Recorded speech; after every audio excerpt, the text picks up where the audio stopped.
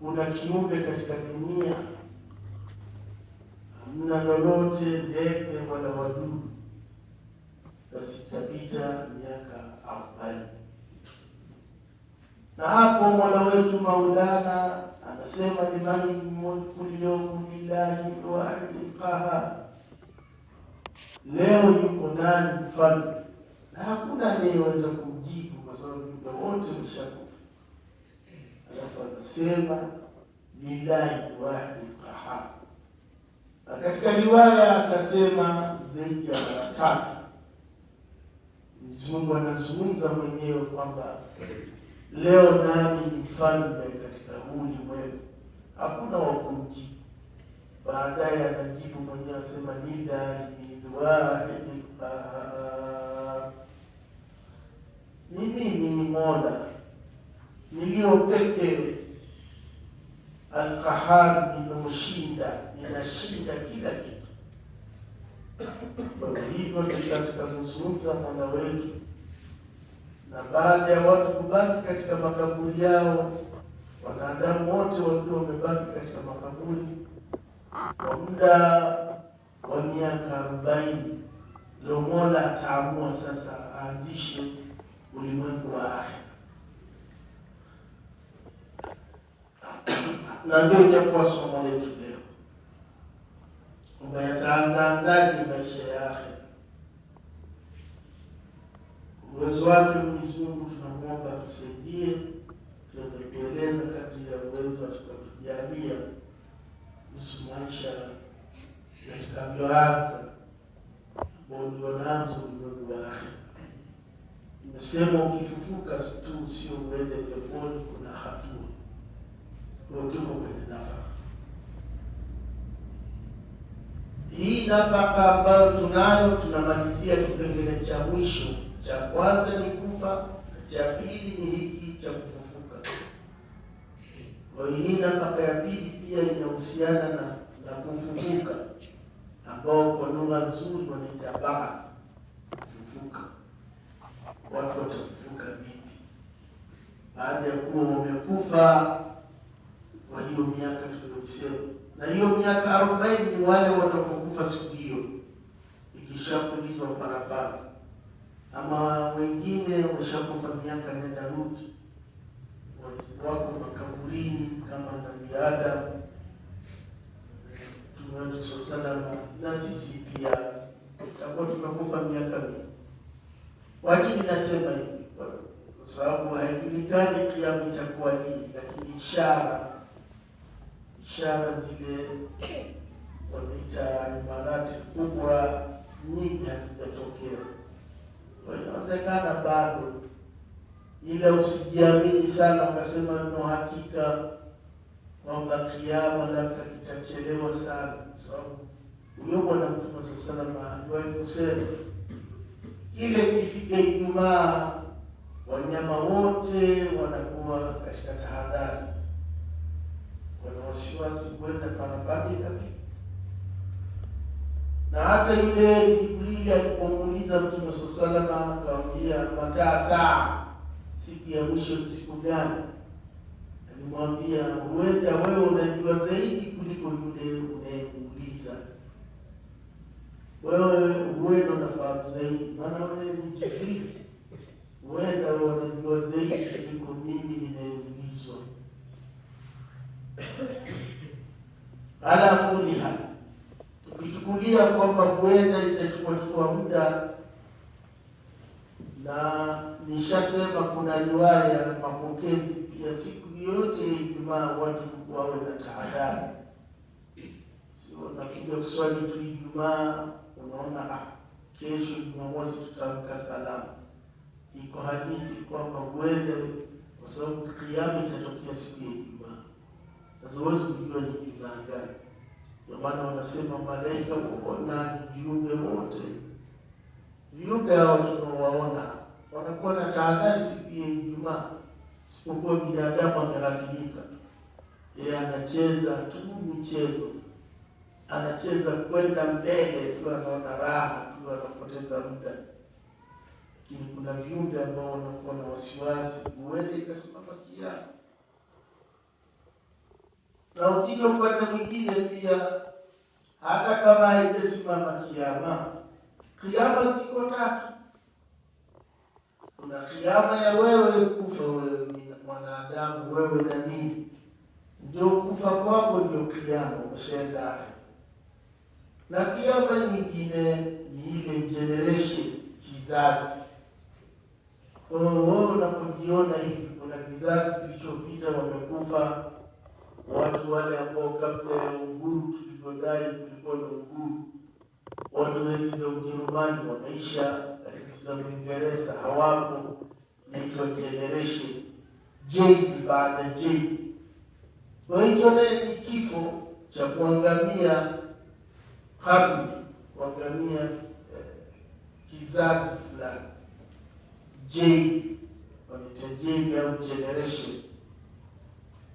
Kwa kama utakuona wewe kufa haraka, lakini sidhani ikifika muda wale walioishi za Ujerumani kama na wote utabaki, umekwenda.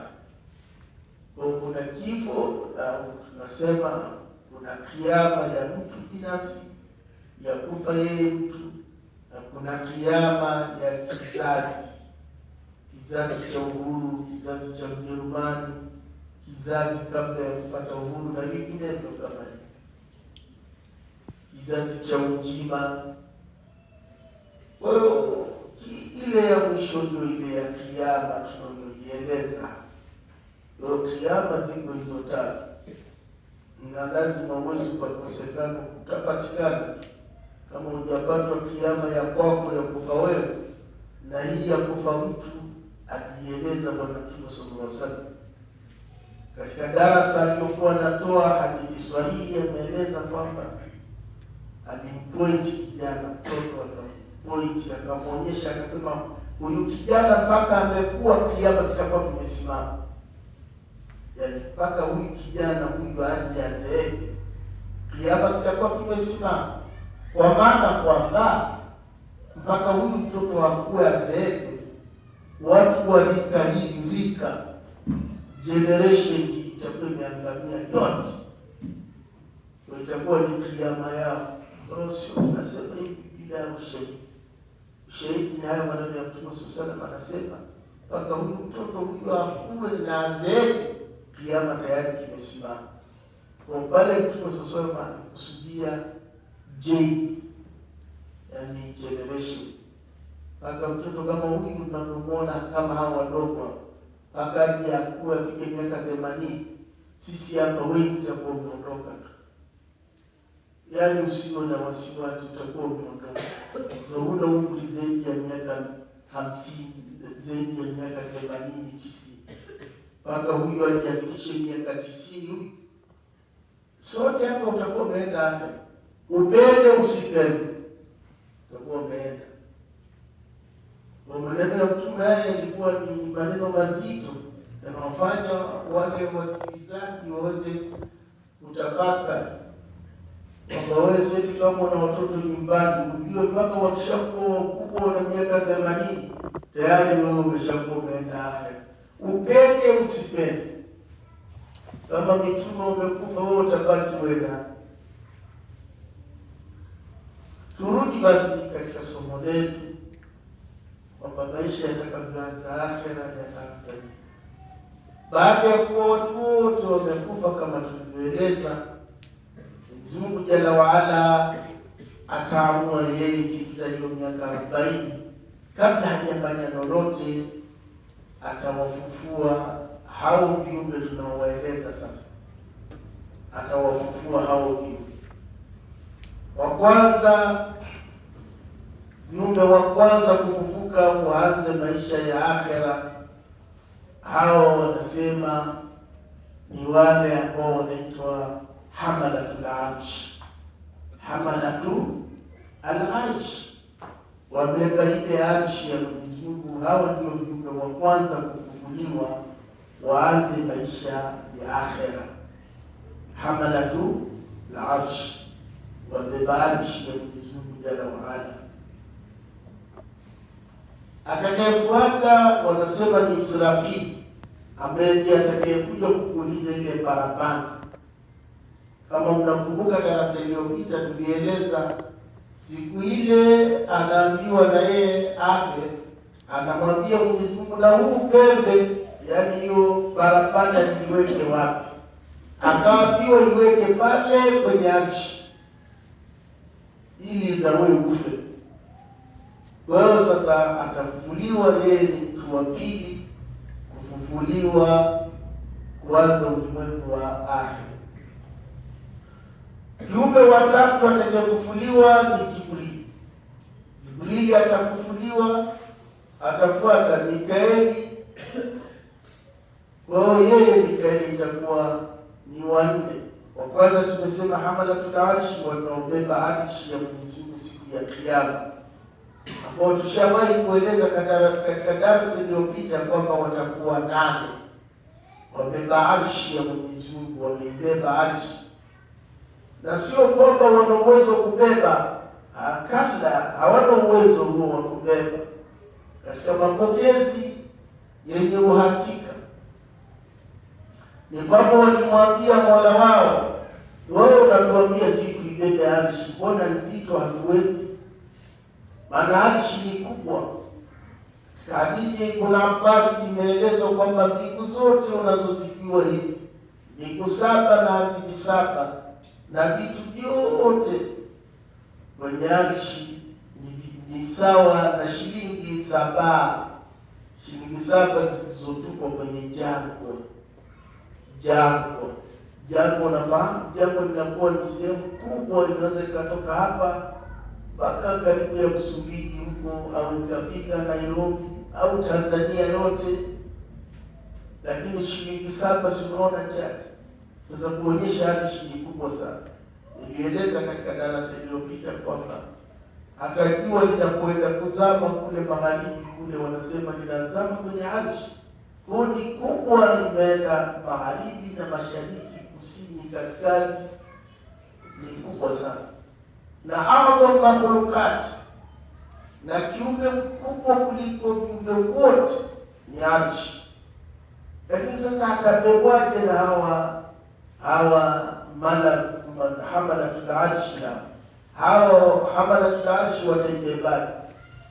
Kuna riwaya, kuna mapokezi yanaonyesha kwamba walimwambia Mola wao, sisi hatuwezi kuibeba arshi ya Maulana, ewe Mola wetu, tutafanyaje sasa? Hatuna uwezo kuibeba, ni kubwa, nzito. Mwenyezi Mungu Jalla waala akawasema, akawaambia, semeni la haula wala quwwata illa billahi al-aliyyil azim. Akawaambia, semeni la haula wala quwwata illa billahi al-aliyyil azim. Msema hivi kwa uwezo wake Mwenyezi Mungu mtaibeba. Kwa sio kwamba wana uwezo kuibeba. Na haya maneno la haula tuyatumie jambo zito usiloliweza, sema la haula wala quwwata illa billahi al-aliyyil azim. Kwa hiyo hawa ndio hamalatul arshi, watafufuliwa siku ya Kiyama. Wao ni wa kwanza, anafuata wakili Israfili kupuliza parapanda, na watatu anakuwa ni Jibrili, wanne ni Mikaeli. Baada ya hapo sasa, kuna wanazuoni wengine wakasema atafuata yule malakul maut, naye ndio atakayefuata, na baada ya hapo ndio Israfili sasa atafanya kazi yake ya kupuliza mara ya pili, ili viumbe wengine wafufuke. Na kabla ya kupuliza, itabidi Mwenyezi Mungu Jalla waala kwa uwezo wake ataleta mvua, na mvua yenyewe sio hii inatoka katika dunia hii, ni ile mvua iliyoko chini ya arshi ya Mwenyezi Mungu. Wal bahri masjud, ile bahari iliyoko juu, ile ndio katika mapokezi yenye nguvu kwamba ndio itakayokuwa hiyo bahari, ndio itakayonyesha mvua yake, itakuja hapa duniani ili kuja kutengeneza viumbe watengenezwe na viwiliwili vyao ili waweze kufufuka. Kwa hiyo kabla ya kupigwa parapanda itaanza kunyesha mvua. Itanyesha nini? Mvua. Kila itanyesha miezi 40. Baadhi ya wanazuoni wakasema miaka 40, lakini kauli yenye nguvu yenye kutegemewa ni siku. Itanyesha mvua siku 40 mfululizo. Hiyo mvua inatoka wapi? Kule juu angani. Sio maji haya ya duniani tunayoyaona, bahari ya India Ocean, kuna Atlantic Ocean, bahari ya Pacific, hapana, au Mediterranean Sea, hapana.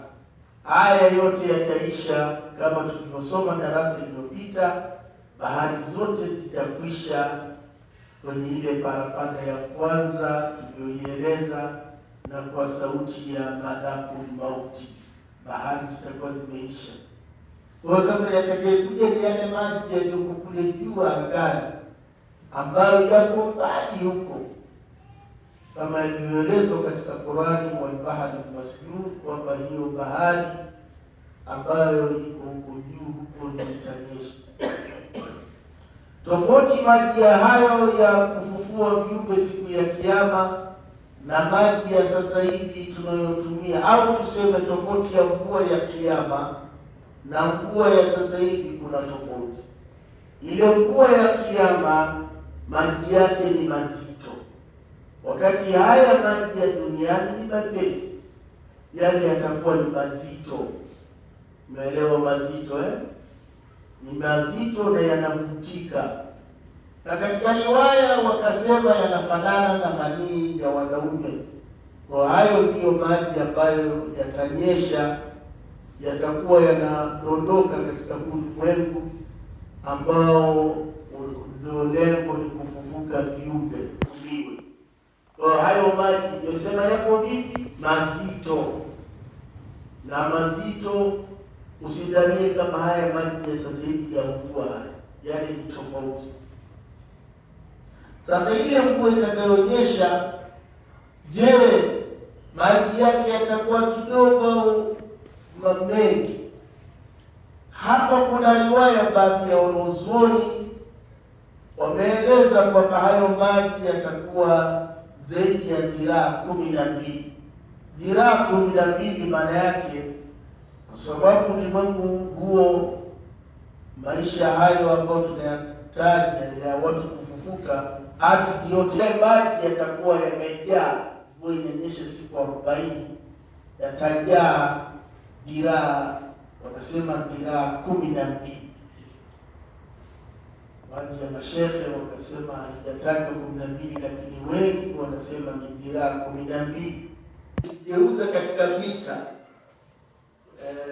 mita ngapi ambayo sisi tunatumia siku hizi tunaita mita, mita na kilomita, ni takriban mita 6. Mita ngapi? 6. Na wengine wakasema zaidi ya hapo. Kwa hiyo yale maji yatakuwa mengi sana, yatakuwa yamekaa yametulia, kwa sababu hakuna mabonde wala miinuko. Kwa hiyo mvua inakuwa inaponyesha yanarundikana, yanakuwa na ujazo wa zaidi ya mita 6 na kuendelea. Kwa hiyo hayo ndio yatakayofanya watu waanze kufufuka, watu waanze kutengenezwa wakiwa katika makaburi yao. Kwa hiyo hivyo ndivyo kazi ya hiyo mvua itakavyofanya. Baada ya hapo, wapenzi Waislamu, baada ya kunyesha hiyo mvua, na tumeeleza hapa maji yake wanasema itakuwa dhiraa 12, japo kuna ikhtilafu. Wanazuoni wengine wanasema haijatajwa 12, ila baadhi ya vitabu vimetaja, wakasema ni dhiraa 12. Baada ya hapo basi, wapenzi Waislamu, tunaendelea na somo letu kwamba je, sasa kitakachotokea ni kwamba miili itaanza kujitengeneza. Miili inajitengeneza kutoka wapi? Kutokana na ajibu dhana, ule mfupa tulioueleza siku ile ambao huwa hauozi, mfupa wa mwanadamu ambao hauozi. Sasa wengi katika maulama wanasema vipande vya mwili wa mwanadamu vitakuwa vinaenda kujitengeneza pale kwenye ule mfupa wa ajibu dhana. Ma min shay'in, kama alivyosema Mtume sallallahu alaihi wasallam, ma min shay'in ila balia ila ajibu dhana, hakuna kitu chochote katika mwili wa mwanadamu isipokuwa kitaoza, isipokuwa ule mfupa mmoja ule mdogo, ambao ndio huo mfupa minhu yurakabu linsanu yaumal qiyama. Mfupa huo siku ya Kiyama ndio watu watatengenezwa. Kwa watu wataanza kuja kutengenezwa, wanaenda kuunganishwa wanaanza kujiunga pale kwenye ule mfupa. Kila mtu wanajiunga, wanajitengeneza. Kwa hiyo wanakuwa wamejitengeneza katika ile ardhi uliozikwa. Hapo baada ya hapo yunadi munadi, watu wataanzaje kufufuka? Wanasema ikiwa mvua imenyesha na mili inajitengeneza, basi wataambiwa itapigwa parapanda. Wakati inapigwa parapanda, na huku sauti ya malaika, riwaya zenye nguvu zinasema malaika atanadi na kusema, yule malaika atasema, ya ayyatuha nafsul khaliqa, ewe nafsi ambazo umechakaa nyinyi na mifupa ile iliyokuwa imekatika mifupa badia iliyooza, wamurudhu, na hiyo mishipa hiyo muscles, mishipa yetu hii, mishipa nyama hizi ngumu, mishipa mutakatia, washiraru, na zile nywele za wanadamu ambao mutanathira, zilizosambaa. Unaona hiyo sauti itamalizia kwa kusema qumu lifasli alqada, qumu lifasli, qumu, ili muweze mtukafanyiwe, muweze kutengenezewa hiyo hesabu ya Kiyama. Qumu, simameni. Kwa hiyo ile itaamrisha mifupa itengeneze, nyama pia zilizo katika, maana ukifa lazima nyama zako za mwili zote zinasambaa vijini, damu zote pia, nyama zote zile na nywele zote, hakuna kitakachobaki. Wewe sasa ukiwa mzima unaona labda haya ni hadithi, lakini ukifa hamna kitu. Mkajaribu kufungua watu waliokufa makaburini, kama utakuta hamna jino wala hamna lolote.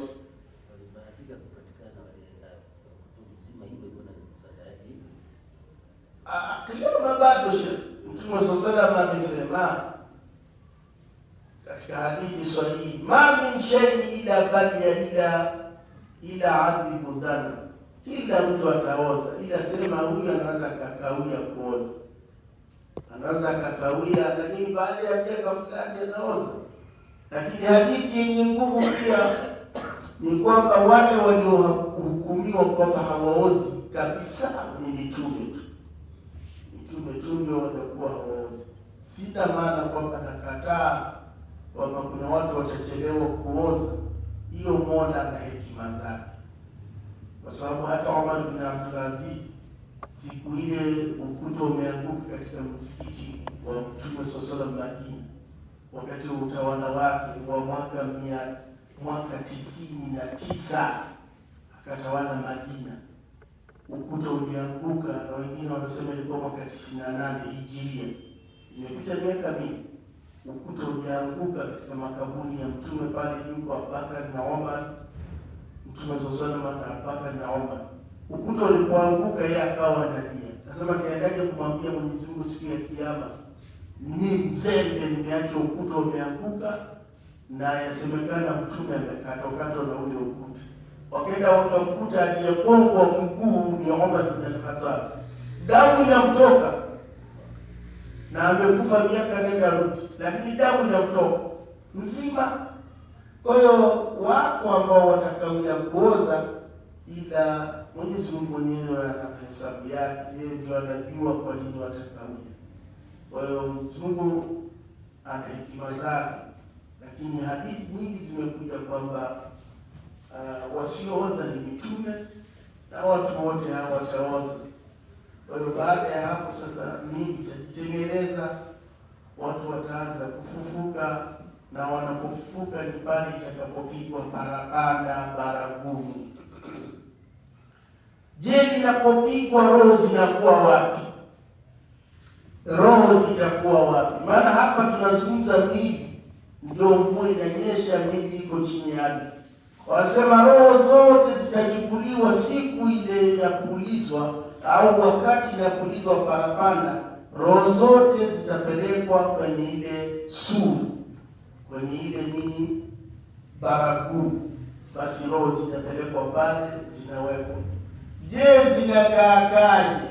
Wengi wanaozuoni wanasema kila roho ina sehemu yake. Maadamu ulikuja duniani, basi itakuwa sehemu yake ipo, inakaa roho yako pale, inangoja ijipulizwe na yeye, na zinajipanga mle ndani.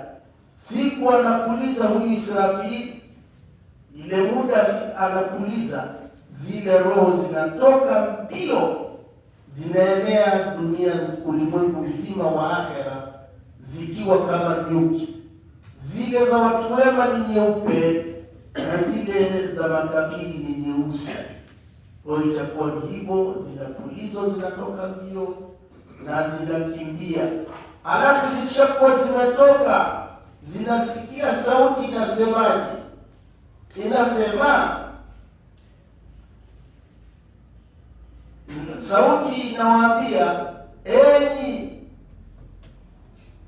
enyi roho zote mlizotoka hapa, nendeni kwenye miili mliokuwa mnaishi duniani, mliokuwa mnaishi nayo. La tarji'anna kulla ruhu ila jasadi allati kanat ta'buruha fi dunya, kila roho irudi kwenye mwili wake iliyokuwa inaishi nao duniani. Kwa hiyo ndio hadithi inathibitisha namna gani hizi roho zitatolewa au ziende wapi. Zikishapulizwa, wanasema zitakuwa kama nyuki, lakini zinasambaa anga lote.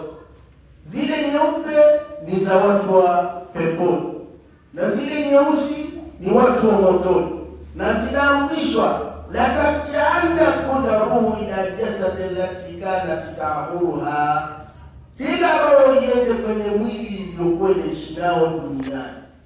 Ndio zitakimbia, kila roho inaenda inatafuta mwili ulipo. Je, itaujuaje mwili? Mambo ya Mungu ni makubwa. Itakwenda kama kwamba inajua mwili uko mahala fulani, inaingia kwenye mwili. Baada ya kuwa imeingia kwenye mwili na parapanda limepulizwa, maana inapopulizwa parapanda, nimekuambia, na roho zinasambaa.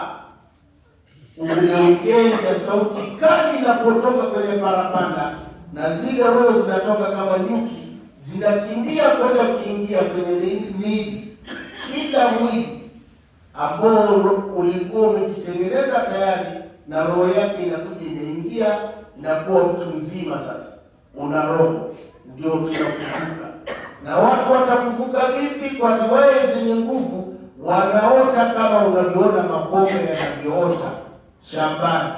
Kwa kila mtu anaota anatoka katika ardhi. Kwa watu watafufuka wote walioko katika ardhi, hakuna atakayebaki tena, wanafufuka wote. Hapa sasa kuna masala. Je, hivi katika kufufuka kuna utaratibu? Naam, uko utaratibu. Nani wa kwanza kufufuka? Ni lazima ajulikane, naye ni Bwana wetu Mtume Muhammad sallallahu alaihi wasallam. Yeye ndiye atakuwa wa kwanza kufufuka siku ya Kiyama. Bwana Mtume Muhammad sallallahu alaihi wasallam. Na baadhi ya riwaya wakasema atakayefuata pia ni wale manabii ndio watakaofuata. Hadithi ni ndefu ile. Bwana Mtume sallallahu alipokuwa anasema, wana maswahaba zake wanaulizana wakiwa katika nyumba ya mtume yuko nyumbani kwake, wanaulizana nabii fulani amefanya hiki, nabii fulani Yesu alikuwa na hiki, ndio